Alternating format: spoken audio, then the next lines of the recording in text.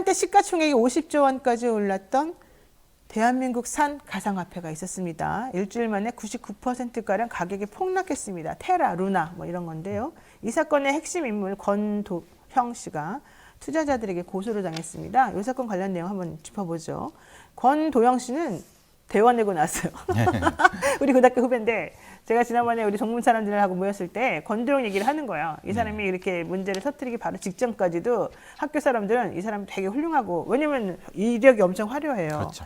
예, 그리고 되게 똑똑해서 우리 고등학교를 빛낸 자랑스러운 동문 이러면서 좀 얼굴을 좀 알리고 뭔가 이벤트를 하려고 그랬다는 거예요. 그러다 갑자기 일이 터져서 야, 우리 시겁했다 이런 얘기 하던데. 자, 어쨌든 이 권도형 대표 지금 현재 한국에 없어요? 예, 한국에 없고 네. 싱가포르, 뭐 두바이 대체적으로 금융 자유지대라고 하는 데입니다. 네. 왜냐면 보통 금융 허브라고 하는 데가 싱가포르, 두바이 뭐 대충 대략 그런 정도만 떠돌고 있다는 이제 소문이지 정확히 그렇죠. 그것도 어딘지 모르고요. 네. 문제는 이제 권도형이라는 사람이 누군지에 대한 부분을 좀 말씀하셨지만은 사실은 그 사람은 아는데 이 사람의 배경은 사실은 되게 허상이 많습니다. 네. 말하자면 대원외고 출신이고 스탠퍼드에서 뭐 네. 전자 관련된 걸 했다고 하지만은 실제로 마이크로소프트, 애플 같은 데 근무했다고 하지만 실제로는 오래 근무한 건 아니고 이 사람이 어떤 연구원을 쪽으로 한 건지 아니면 다른 데도 어떤 경력이 명확치가 않은 거는 네. 대체적으로 지금 이 사람이 개발했다고 하는 암호화폐하고도 연관이 됩니다. 그렇죠. 왜냐하면 정확히 이 알고리즘이 어떻게 돼 있고 이거에 대한 걸 사실 정확히 모릅니다. 근데 문제는 되게 이제 황당한 거는 이렇게 모르는데도 50조가 넘는 그러니까 세계의 암호화폐 순위 9위 시가총액으로도 네. 전 세계 기업 뭐 중에서도 실제로는 10위 안에 들어가는 네. 말도 안 되는 거죠. 이런 이 사람이 한 이게 예를 들면 현대자동차보다 더 비싸다는 게 말이 됩니까? 그러니까요. 그러니까 그러면은 실제 실물도 없는데. 실물도 없습니다. 그러니까 실제로 허상인데. 네, 허상인데. 그러면은 이거를 누가 블룸버그 같은 데에서 이 사람을 뭐 유력한 사람 뭐 100인 안에 막 그렇게 했는데 그 사람들은 이 권도형이라는 사람이 어떤 사람인지 알았을까? 네. 정확히 말하면 언론이 만들어준 일종의 가짜 허상이라는 거예요. 네. 그 허상에다 투자한 많은 사람들이 전 재산을 잃은 사람도 있지만은 대체적으로 1억에서 2억 정도를 털리고 그들이 이제 지금 피해자 집단 형태를 해서 추적하고 있는 네. 상황이 지금인데 더 비극적인 건 뭐냐면 이 사람을 처벌할 법적 근거라든가 아니면은 이게 참 명확하지가 않다는 거예요.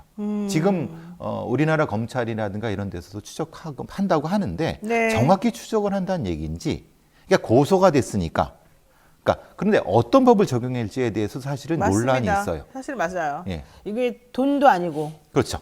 예. 그러니까 뭐 이걸 재산으로 봐야 되는데, 재산이나 재물로 봐야 되는데 이거 좀 투자하다 망한 건지, 그러니까요. 사기를 친 건지. 그 사기는 고의성이 입증이 돼야 되지 않습니까? 예. 실제로 자기가 그것을 편취할 목적을 가지고 처음부터 있었느냐. 이걸 그렇게 해서 만들었어야 되는 거예요. 근데 이 사람이 한 어떤 여러 가지 언론 인터뷰라든가 이런 걸 보면 네. 사실 그게 명확치가 않아요. 이 그래요. 사람이 참 영악하다고 머리가 해야 되나요? 좋아요, 진짜. 인터뷰라든가 페이스북 같은 데에서 자신이 발표한 걸 보면은 사실 그런 부분에는 머무릅니다. 뭐라고 하냐 그냥 믿으라고 하는 거예요. 그러니까 믿는 사람이 바보라는 형태로 계속 그거예요. 왜 나를 못 믿느냐? 내가 이렇게 유명한 사람인데 그 인터뷰 영상을 잘 보시면 대략적으로 다 그렇습니다. 그래요? 그러니까 그 부분은 뭐냐면은 자신이 책임질 부분은 거의 없습니다. 그렇죠. 자기는 법적으로 책임 안 진다고 생각하고, 그렇죠. 책임질 부분은 얘기도 하지 않고, 얘기하지도 않고 책임질 부분 애매하게 남겨놓고. 애매하게 하고 기술적인 얘기를 조금 하는 것 같다가 다시 돌아갑니다. 아, 사실은 이거는 뭐 우리가 뭐 앨런 머스크 테슬라 관련된 부분에서 네. 테슬라가 장난질을 많이 쳐갖고 그렇죠. 수조씩을 왔다 갔다 하게 하는데 똑같은 장난질을 저는 장난질이라는 표현이 맞습니다.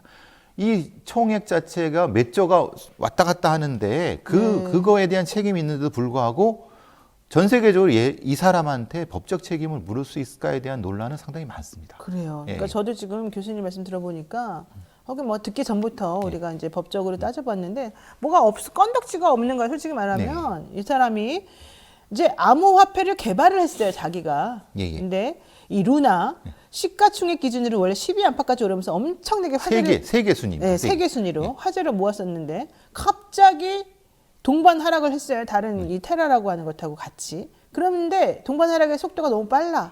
갑자기 급격하게 99% 정도 폭락했어요. 거의 제로죠, 제로. 사람들이 너 루나 갖고 있어 안 갖고 있어? 폭락하기 전에 팔았어 안 팔았어? 어떻게 돼 있어? 본인은 갖고 있다고 말했는데 알고 보니까 또 그게 아닌 것처럼 지금 나오지 않습니까? 그렇죠. 갖고 있는데 사실은 그 지분 부분에 대한 걸 전혀 모르죠. 네, 우리가 모른다는 네, 거예요. 전혀 모르죠. 그러니까 실제 이 사람이 가격을 일부러 폭락시켜서 어떤 큰 이익을 얻으려고 했을 가능성을 배제를 못하는 거예요, 지금 못 현재는. 하는데 그게 복잡한 게 네, 싱가포르에 상장한 그러니까 다른 외국의 여러 상장한 부분에 대해서 네. 그 구조를 모른다는 겁니다.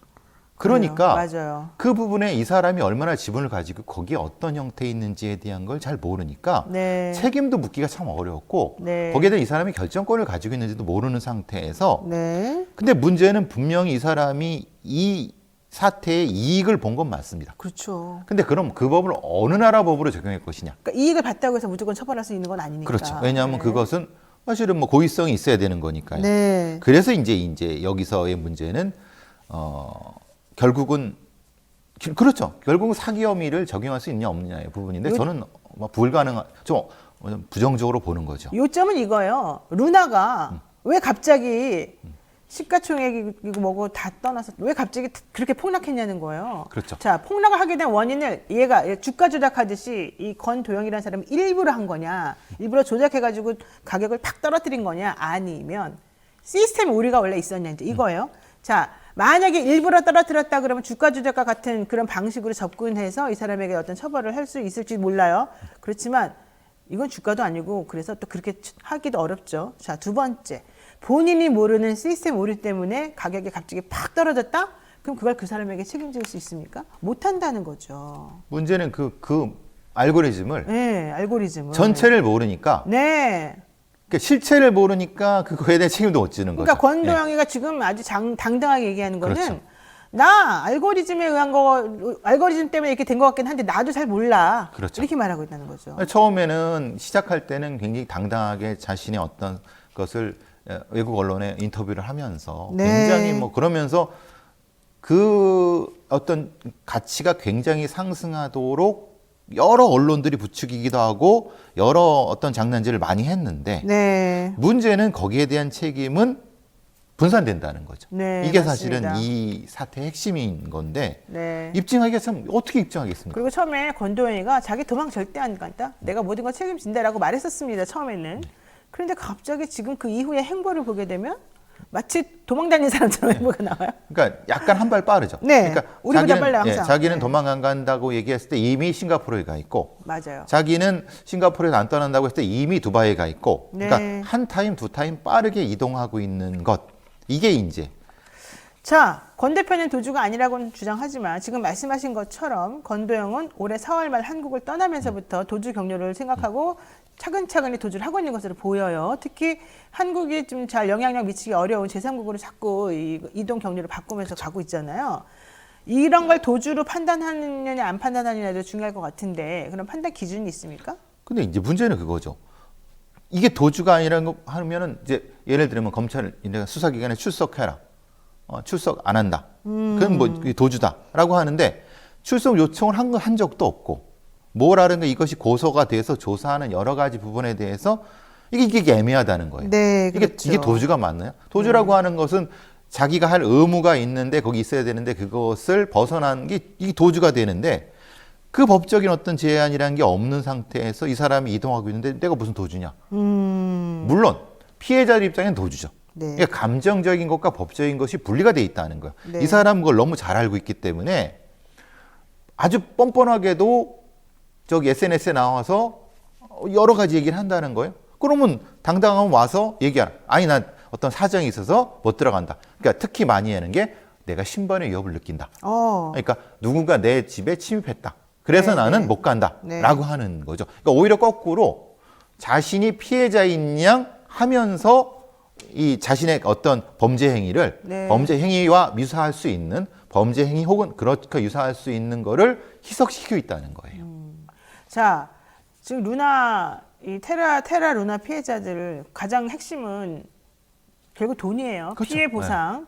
막대한 돈이죠. 네. 그래서 이제 집단 행동을 하겠다는 뜻이거든요. 그리고 권 대표도 추적하겠다 이런 얘기잖아요. 그렇죠. 이게 가능하겠습니까?